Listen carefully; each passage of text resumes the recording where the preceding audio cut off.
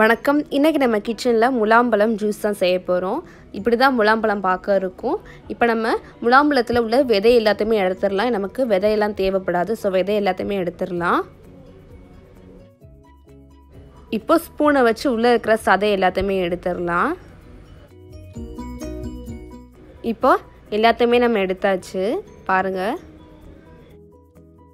இப்போ ஒரு மிக்ஸி ஜாரில் நம்ம எல்லாத்தையுமே ஆட் பண்ணிடலாம்.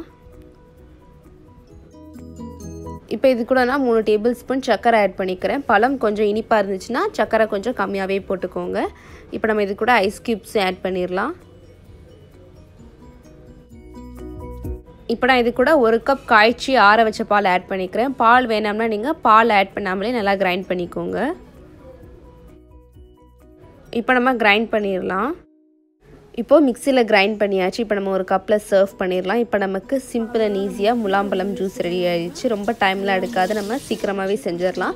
ரொம்ப உடம்புக்கு ரொம்ப நல்லது. வெயில் காலத்துக்கு இதை சாப்பிட்டோம் அப்படின்னா நமக்கு நல்லா குளிர்ச்சி தரும். அது மட்டும் இல்லை, அல்சர் இந்த மாதிரி இருந்துச்சுன்னா அவங்களும் இந்த ஜூஸ் குடித்தாங்கன்னா உடம்புக்கு ரொம்ப நல்லது. ஸோ கண்டிப்பாக வீட்டில் ட்ரை பண்ணி பாருங்கள்.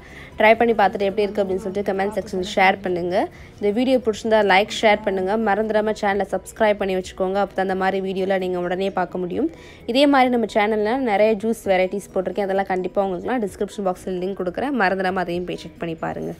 தேங்க்யூ.